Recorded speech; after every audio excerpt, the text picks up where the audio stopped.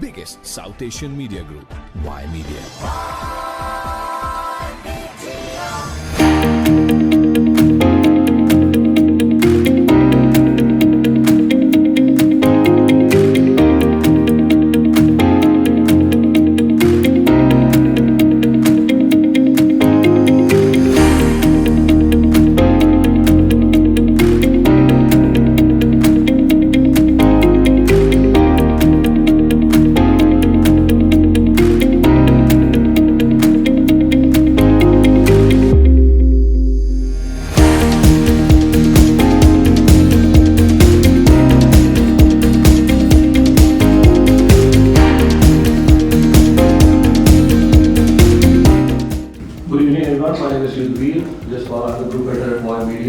Thank you for the invite, Siddharthi. Thank you so much for the invite, and welcome, sir, once again.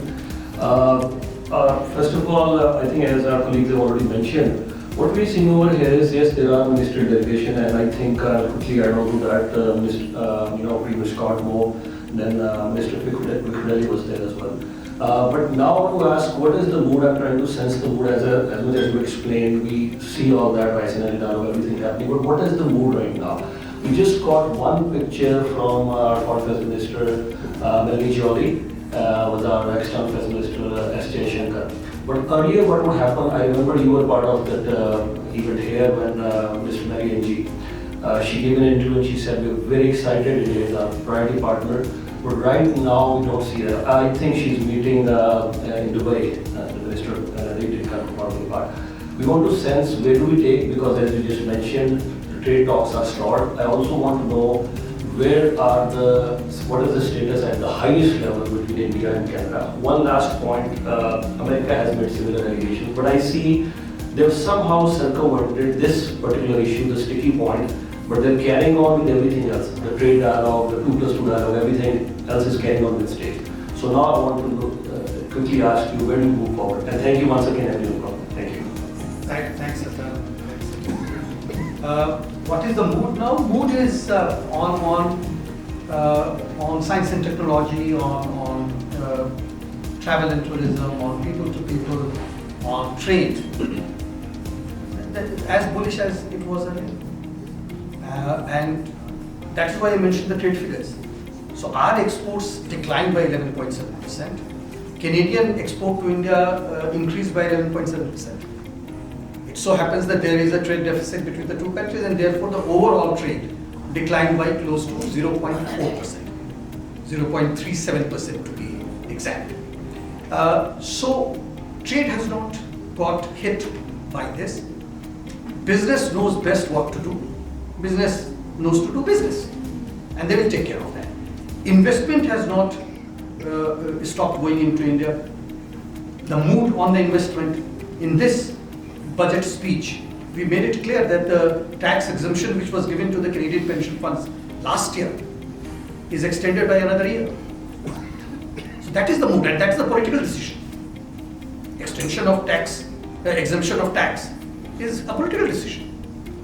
So we are completely in tune with our Canadian partners and friends, not to let our economic relations suffer.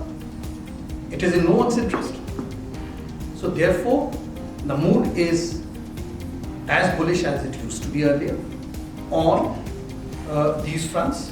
Yes, there are divergences in views, and I said right in the beginning, in my opening statement, that whenever there are two countries, there are two systems interacting with each other, and there will be noises.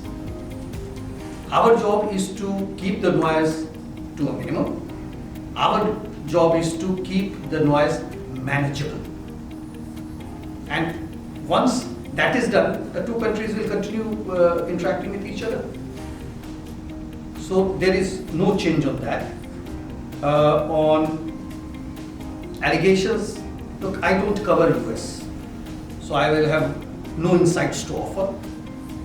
But your observation is also my observation, that there had been no change. Rather, there had been an enrichment of US-India relationship over past so many months. But I will not like to, I will avoid commenting on what's happening between US and India on the indictment which you mentioned, because I don't oversee US-India relation.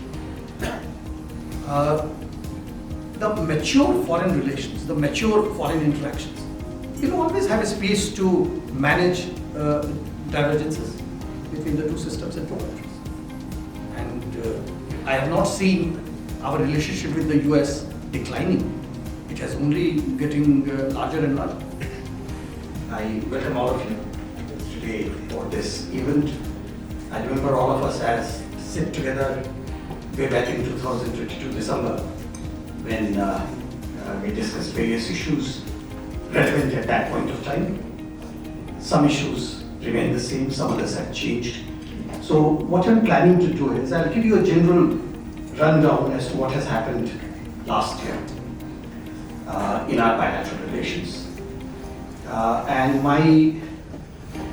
my objective would be to keep you informed so that you can inform your readership and viewership in the most objective manner, so that they will have a better understanding of what's happening between our two countries, rather than depending on the rumors which do float within our community and diaspora groups here. So with that, I'll start with the last year's developments. Let's look at the political side first.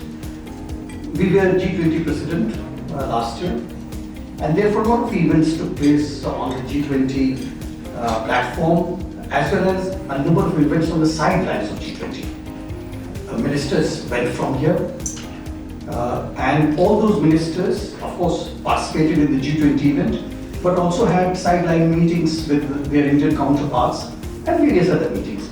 So, though they traveled for G20, but we also had good G20 bilateral output from those visits. They did discuss a gamut of issues, including clean energy, environment, education, migration, so you name it, economy, which are the subjects of the G20. They did have quite fruitful discussion.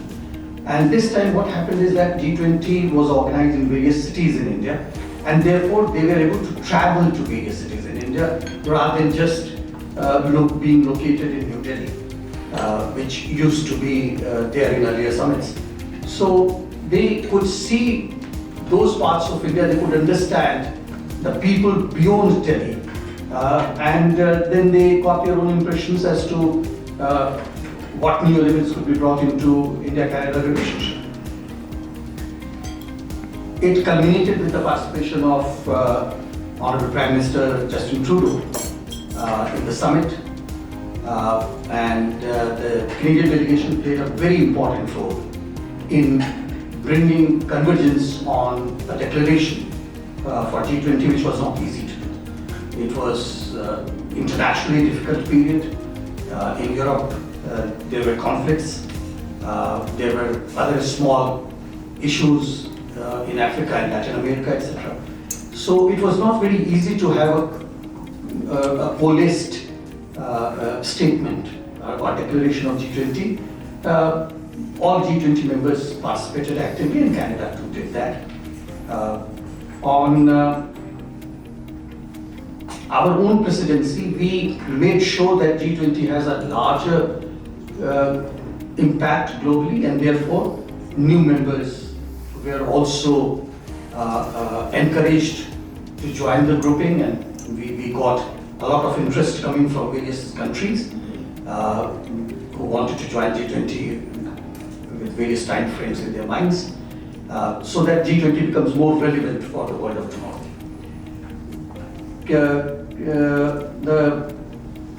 If I look at the foreign relations part, the Foreign Minister of Canada, Honorable Jolie, and our External Affairs Minister, Dr. Jaishankar, they met a number of times over last year. The latest was in Munich just a week back, and they had good discussions, frank discussions. Issues are well known to them. Those issues were also discussed which are disruptive to our relationship, and the issues which are binding us together, they were discussed as well. So through these discussions, what happens is that leadership develops its own perspective, which is developing on a daily basis. Whatever new incidents, events, or global accidents take place, both of them then discuss about that and try to find a convergence in their own policies. Minister of International Trade, Honorable Marine, had a number of interactions with her counterpart. Our Commerce Industry Minister, Mr. Piyush Goyal, travelled to Canada. We were almost coming very close to concluding EPTA, which is the Early Progress Trade Agreement. It's an early harvest scheme. It's not a full free trade area. And that was very close. It's still very close to being concluded whenever both sides decide to take it on. Unfortunately, last year we also saw a number of anti-India activities and incidents emerging out of Canada, which had very negative impact on the bilateral relationship. Though it was all rumors, it is still all rumors, but unfortunately those rumors were bought into by various circles in this country. And those rumor mongers never paid a cost of spreading such rumors, which to some extent deteriorated our bilateral relationship for a while. Conversations between our two governments have never stopped. They continue. Both sides try to seek solutions, and given each other's sensitivities, then we try to look at finding a mutually agreeable path for the future. We have seen that one of the rumors has fallen flat when the RCMP detachment in Surrey came out with its press release recently, I believe 20th of February. And same thing I would expect to happen with other investigations where unfortunately name of India has been drawn in without any evidence, without any linkages shown. And once that happens, then probably there will be a better understanding of why it is very important to have frank dialogue and conversation between two governments in order to see that future does not suffer. Our relationship is too large to suffer, and therefore solutions will have to be found. Any two large countries separated by geographies will have different points of view on different subjects, and that's very natural and common. Even in South Asia, if you look at on the same issue, countries which are neighboring each other will have different views, and that's fine. That's what democracy is all about. But then it is the role of the leaders to sit together and try to find convergence on them so that we can work in tandem. There could be issues where it will be difficult to reconcile. That's fine. They are sovereign nations, sovereign countries, and therefore they will go their own way. But it doesn't mean that other parts of the relationship stop working. If you look at India-Canada relationship, you name a sector, and we are tied up together.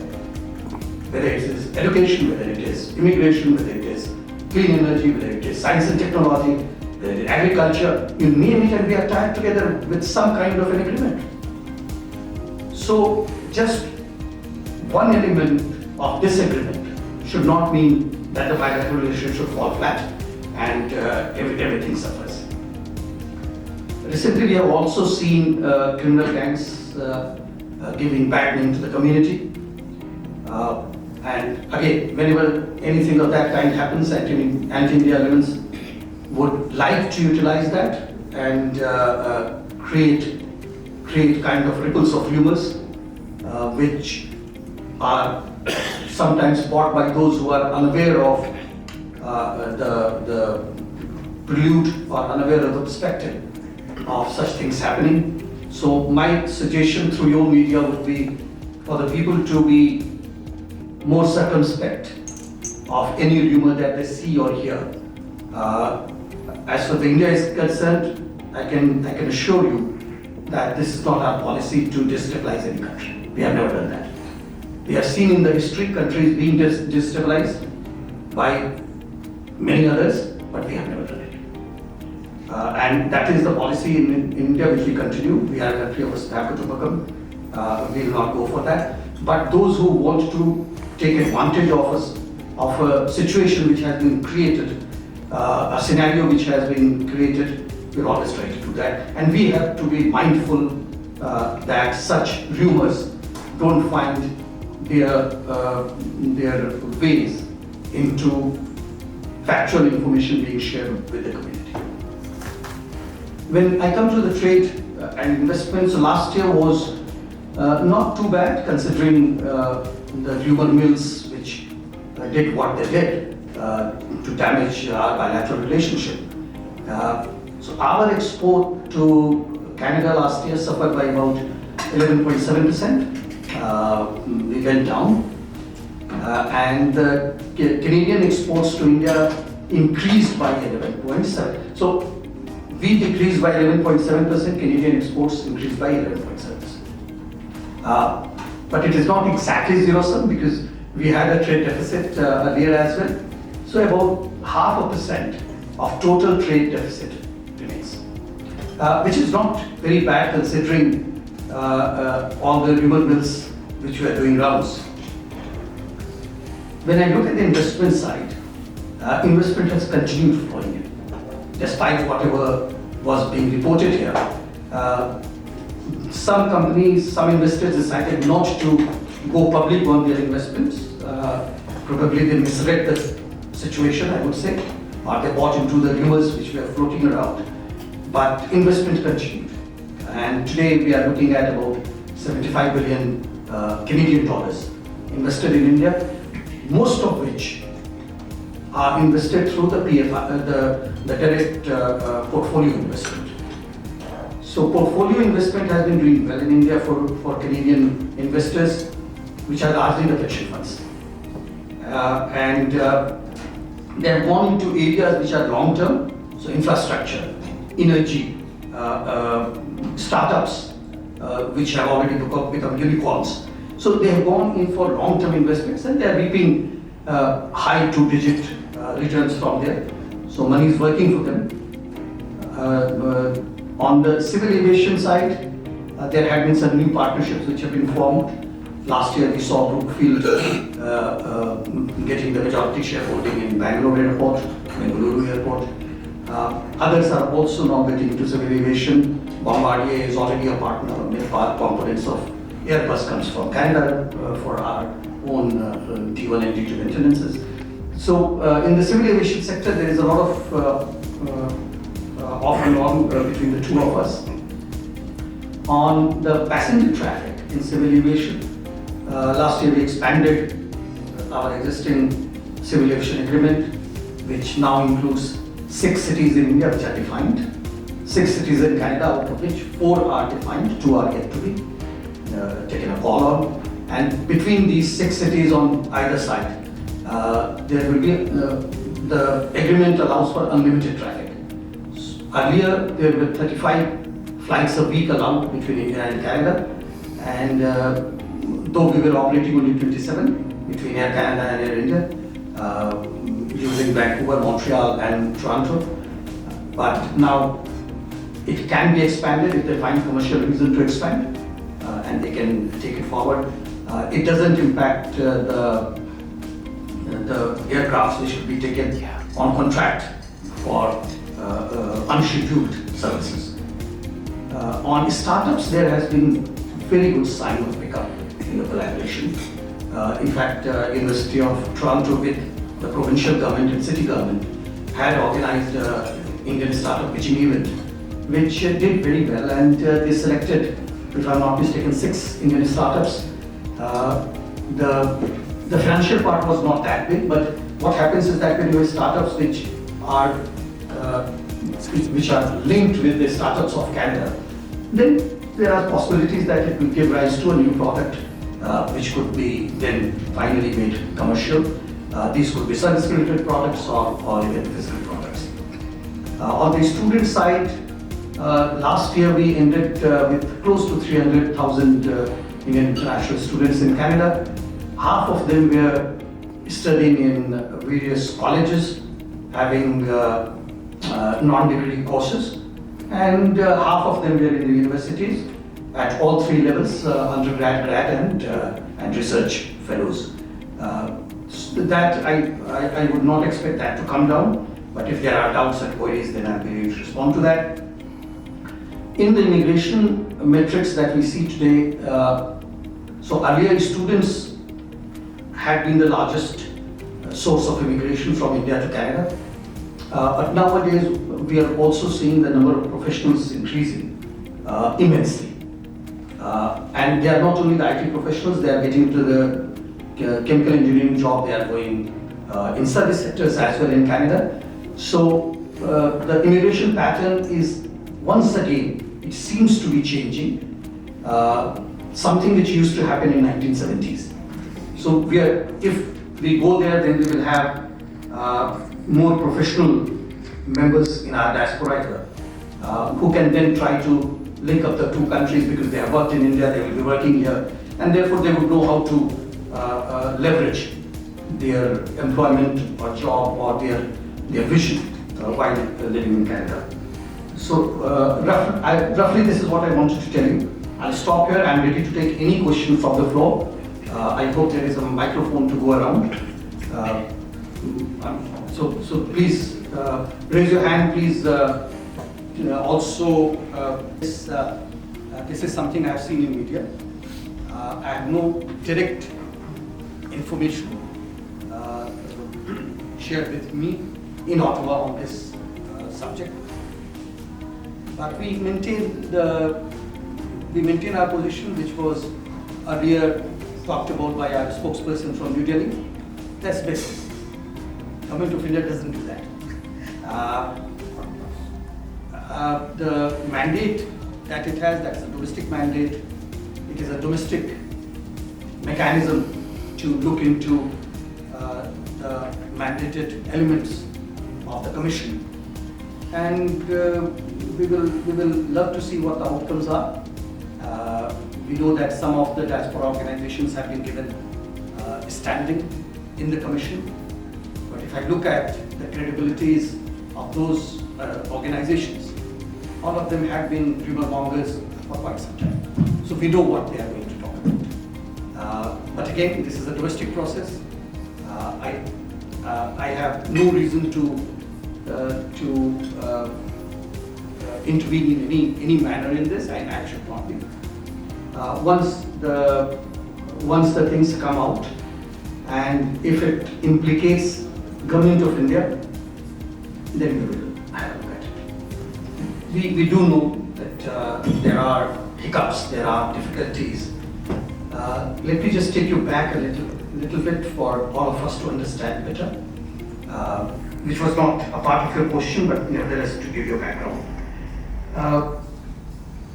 When I joined in, I saw that most of the people were unable to get appointments.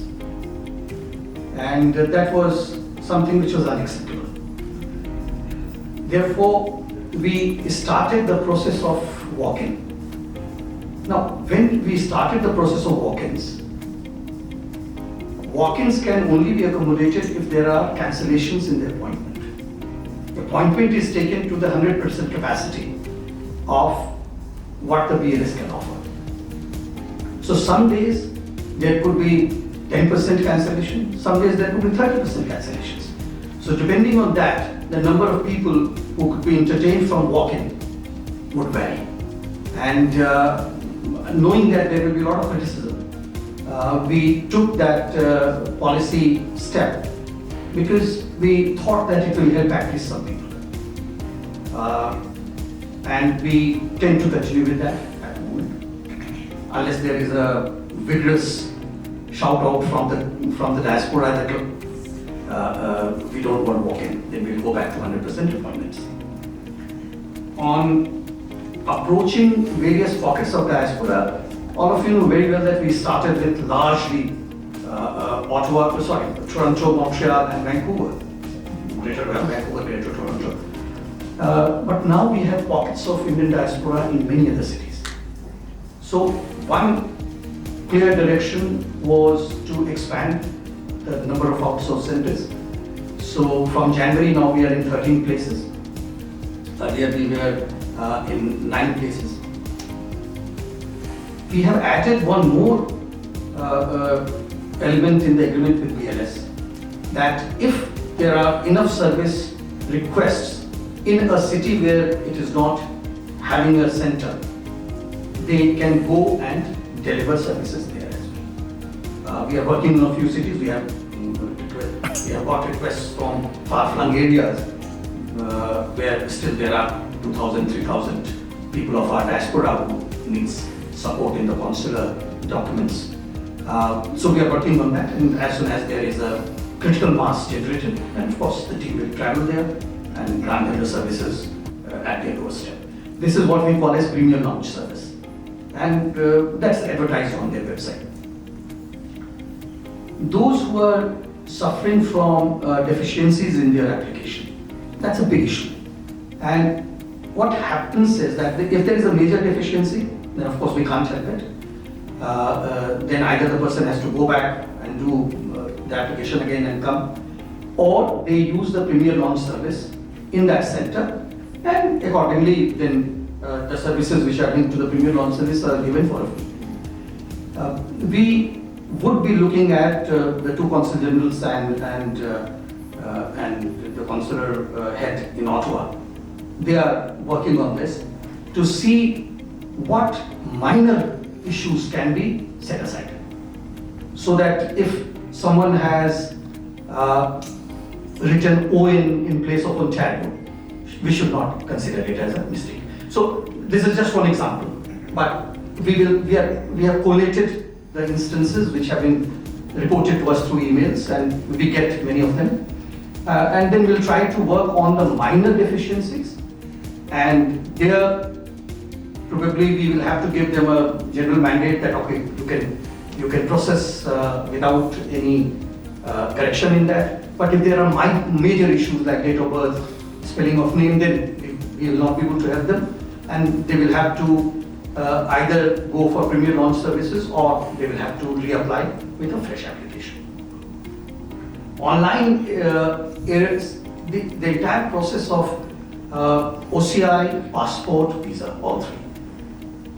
Finally, they land up to a portal which is owned by the Government of India. And once it is filed and submitted, there is no option globally, not only for Canada. There is no option globally for correcting it. And that is not only for Indian consular and visa services, that you will find in any country. So once you have lodged visa application for Canada, then you cannot recall it to correct. You can only send the clarifications if you are asked. So there we will not be able to help you much on online rectification of what has already been submitted. So just for background information, when you submit your visa application, it is not submitted at the BLS portal. It is submitted in Delhi at the Government of India portal. When you similarly do the consular documents, it is submitted to the... So BLS is just an interface. They don't maintain those portals. They are managed by us in Delhi. The 10-year visa is still under discussion. I'm unable to give you any response on that. Until the time the final decision is not taken, the refund issue that you raised, again, there will be no clarification on that as well. So we have no locus standi to comment on that. The only thing which pains me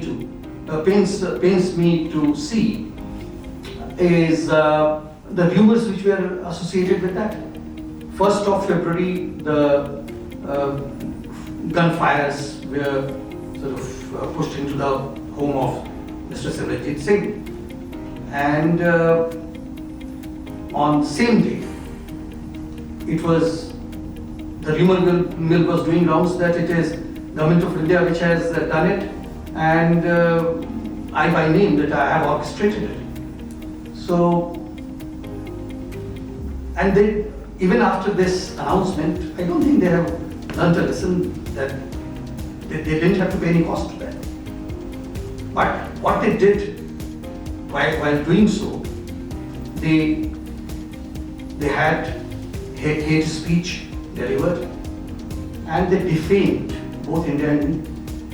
Both of these are crimes under appropriate provisions of the Canadian Criminal Code. But again, till the time such rumor mongers do not pay the cost, I don't see anything stopping them. After my Japan assignment, I'm getting used to this now. Their agenda was very different. Here, half of my time goes into just looking at those rumors. So no, we did not request RCMP to do anything. They are an independent investigating agency, and we have no right, no legitimacy to ask the Canadian government to do a thing in a certain manner. Let me be a bit philosophical to start with. What is a rumor? Rumor is something which is unproven. How is a thing proven? When you investigate it and come to a conclusion. So the rumor that you mentioned, investigation has not been concluded. It still goes on. So what is the basis of making a definitive conclusion even before the investigation has been concluded? That is rumor. So that is one part, from philosophy to the sort of effort to seek truth. Secondly, can I assure you? Yes, I can assure you. Globally, there could be nexus between international criminals, and that happens in all countries. We have criminal gangs in India linked to some of the Canadian gangs linked to Indian gangs, Canadian gangs linked to Pakistani gangs. So these international gangs, they do operate in certain environment, and their presence are all over the world. So I'm not talking about that. What I'm saying is that the government of India has no involvement, and that is what I'm assuring you. And so that is from my side, but the investigation has to run its course. When it was announced in the parliament, it had been almost 5 months now. So once the investigation runs its course, comes out with charge sheets or arrests or further judicial process, all of us will come to know. And this is again a crime committed against a Canadian national in Canada. So therefore, we will wait till the time the domestic investigating agencies would conclude their investigation and come back to us. On the Konkani thing, I don't know what you actually meant by saying that after Mumbai bombing, everything is shut down. Visas. Nobody gets visas if they are born in Pakistan or if they have a parent professional. Right. Now I understand your context. Somehow this is again a misconception. So what happens is that those who are born in Pakistan or those whose parents are born in Pakistan, in both cases, it's a longer train. So it takes 3 months plus. And almost every week we do issue people who are not only born in Pakistan, but of Canadian citizenship, but those people who are born in Pakistan and are Pakistani citizens, even they get the visa. So there is a different process for Pakistani visa seekers, and generally we go for pre-approval, Siddharth. So generally we go for a pre-approval process, and once the pre-approval is granted, then we suggest them to submit their visa applications, and then it is processed promptly. So that is very much there in place. Those who have come to you, please ask them to go through the requirements, fill in those requirements, and if the requirements are all completed, the only difference between them and a Canadian citizen who is not of Pakistan origin would be the time taken. So time taken will be more in the case of those who are of Pakistani origin as compared to those who are not. ये एक ऐसा प्रश्न है जो सभी लोगों के लिए महत्वपूर्ण है। अफसोस की बात है कि ऐसे केसेस होते हैं, और पिछले साल काफ़ी हुए थे इस तरह के। जहाँ तक भारत सरकार का सवाल है, कुछ ऐसे प्रोविजंस हैं जिसके तहत उनकी जो मृत शरीर जो उनका है उसको भेजा जा सकता है। ऐसी बात नहीं कि वो नहीं है, उनके कुछ अपने कंडीशंस हैं जिनको हमें देखना पड़ेगा और उसके आधार पे ज़्यादातर इसमें जो है वो है उनके परिवार का इनकम, ये एक बहुत बड़ी चीज़ उसमें आ जाती है। और 2-3 और कंडीशंस हैं, तो वो जैसे ही हम उसमें देख लेते हैं कि हाँ ये उसके तहत आ रहे हैं या नहीं, अगर वो होता है तो फिर उसको सोचा जा सकता है। तो ऐसा नहीं है कि बिल्कुल नहीं करते हैं, और हम लोग बहुत सारी चीज़ों को पब्लिसाइज नहीं करते हैं, इन सब चीज़ों में अच्छा नहीं लगता है पब्लिसाइज करना, लेकिन काफ़ी इस तरह के जो मृत शरीर थे वो भारत सरकार के खर्चे से भी गए हैं वापस भारत। और आगे भी समय में अगर आप लोगों को कुछ ऐसा लगता है और ये लगता है कि उनके जो अभिभावक है भारत में, उनके पास मीन्स नहीं है उतना, तो अवश्य हम लोगों को बताएं, हम लोग फिर वहाँ पर एक दिशा निर्देश देंगे कि आगे क्या किया जा सकता है। Thank you very much. धन्यवाद। Very relevant question on which we are already working. Just to clarify a few points. So both PAN card and Aadhaar card are downloadable. So once you have applied for it, you don't need to wait in India for it. You can download PAN card, which is e-PAN as it's known as well as you can download Aadhaar card, which is e-Aadhaar or m-Aadhaar, mobile Aadhaar is also there. Once you have applied, so you only need to put in your application. You don't need to wait for it to be delivered to you. So that was one thing I thought I'll clarify. This clarification is useful because till the time we are not able to do it outside India, probably when you're visiting India, you can just take an appointment, put your papers in, and once the papers are in, then the process starts, and you're at it takes about 3 weeks time, 3 to 4 weeks time. You will get an invitation through email or SMS if you happen to have an Indian phone number. But for both of them, you will need an Indian phone number because the SMSs, all the authentication SMSs will come on the Indian phone number, so it can be done. Now, what is happening is that this is under very active consideration. There are some issues of cybersecurity which is keeping it away. Aadhaar is world's largest database, and therefore we cannot give access to main Aadhaar database. There is a technology through which air gapping is done, etc. Even then, we don't want to take a chance. So, if we do not know the device which is logging in, we don't want to give it access. So, all the POSs that you see in India, point of sale devices, all of them are authorized by UDAI to access only the query server. They cannot access the database. So they get a reply yes or no, that's it. When it is a question of your biometrics being captured, it is very serious thing. So therefore, so far we have not been able to conclude our discussion on a tool which can allow other designated devices outside India, particularly to log in and then access the database. So till the time we are not able to devise, unfortunately, both PAN services, PAN card enrollment services and Aadhaar enrollment services cannot be given outside India.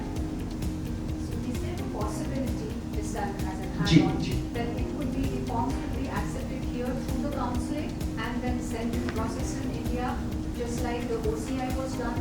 Because for people like us to hire an agent or find somebody, it's just a completely zero possibility happening. So can the consulate office facilitate that?